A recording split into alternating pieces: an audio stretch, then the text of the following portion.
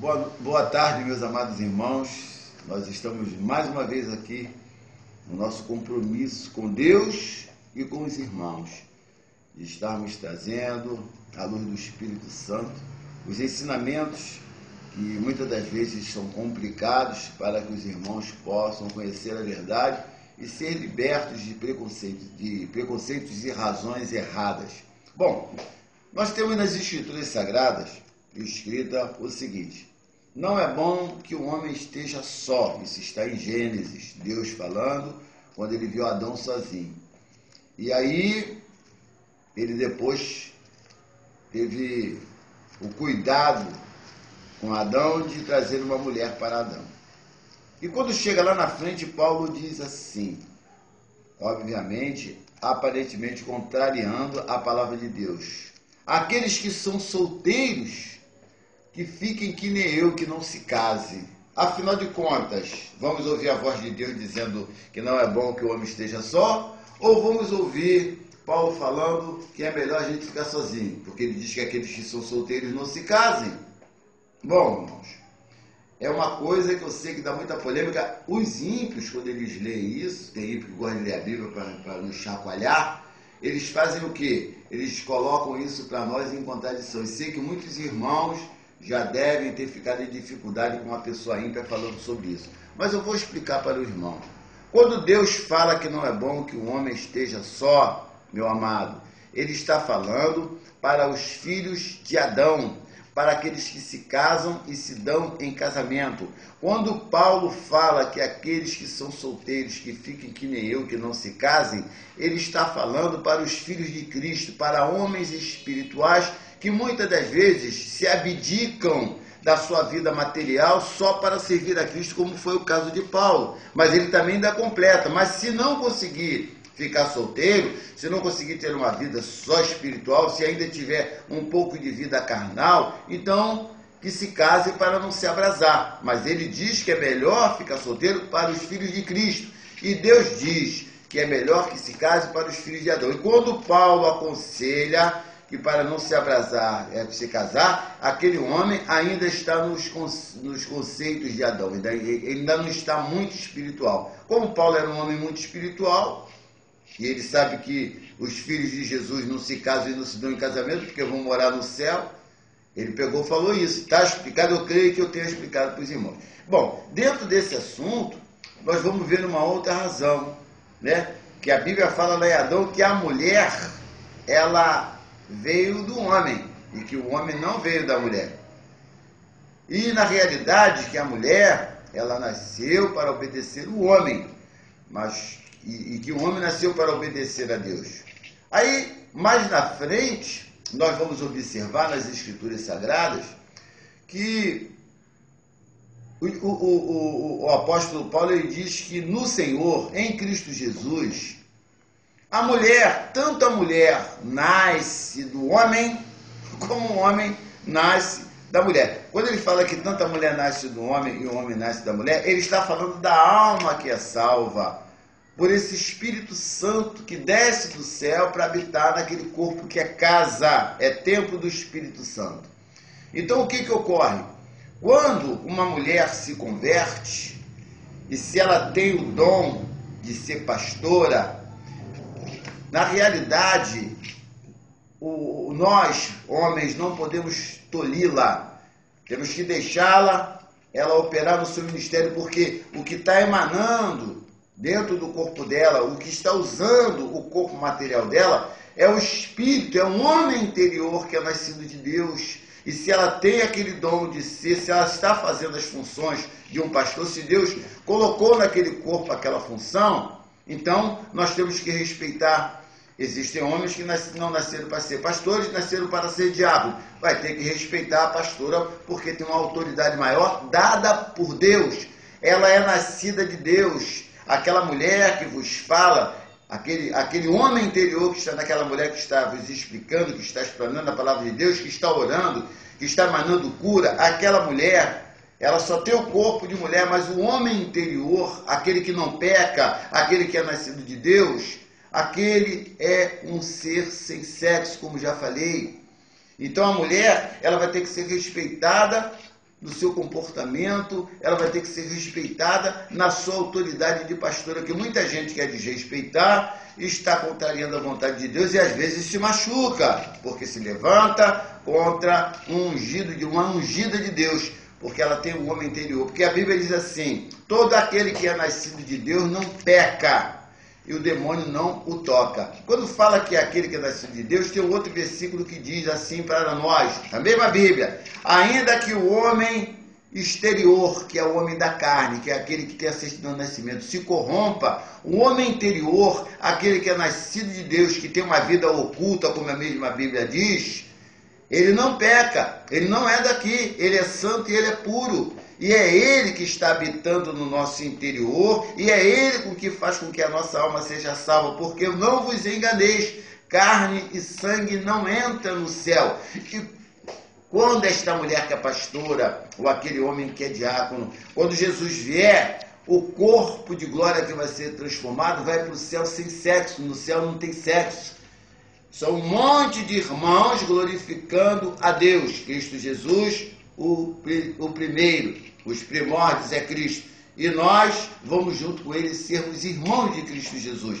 Então muita gente às vezes não quer respeitar, fica na dúvida se a mulher pode ser pastora. Tem igreja que não deixa a mulher ser pastora, mas se nós observarmos as Escrituras Sagradas e o que tem acontecido, poxa, se ela está orando, se as coisas estão acontecendo, se está pregando, se ela carrega uma multidão de pessoas chorando e largando e se transformando em Cristo Jesus, nascendo de Deus, a própria Bíblia nos ensina, em Romanos, ela nos diz que em Cristo Jesus, tanto a mulher nasce do homem, como o homem nasce da mulher, querendo dizer que esse nascimento é o que está acontecendo conosco, irmãos, de sermos novas criaturas em Cristo Jesus.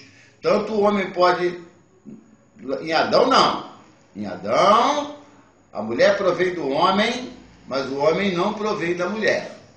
Veja bem, é isso que a Bíblia diz em Adão. Por quê? Porque em Adão, ela foi tirada da costela de Adão. Mas em Cristo Jesus, tanto eu posso pregar o Evangelho e nascer uma nova criatura para uma mulher, quanto uma mulher pode pregar para mim e nascer uma nova criatura com um homem. E em Deus, a força de Deus, ela atua tanto na mulher como no homem em igualdade. Portanto, creio eu, pelos conceitos bíblicos, que uma mulher, ela pode ser e deve ser pastora sim. E tem muitas mulheres como pastoras atuando. E se levanta contra esse ministério da mulher, porque só por a mulher ser mulher, está se levantando contra Deus, está tolhindo a obra de Deus.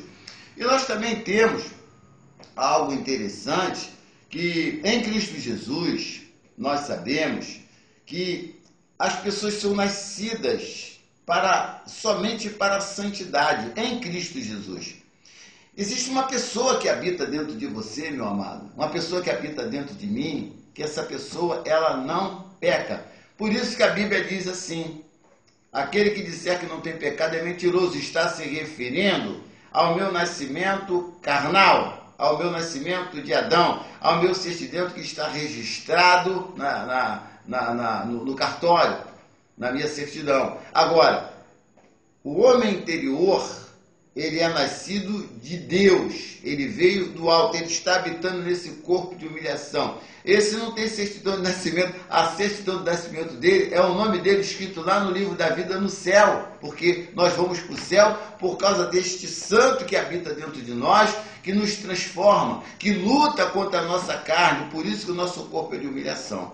Então, em Cristo Jesus, as coisas são modificadas. Nós precisamos de estudar mais as Escrituras, entender mais as razões, para que não venhamos atrapalhar a obra de Deus ou falar coisas que não são agradáveis aos olhos do Senhor.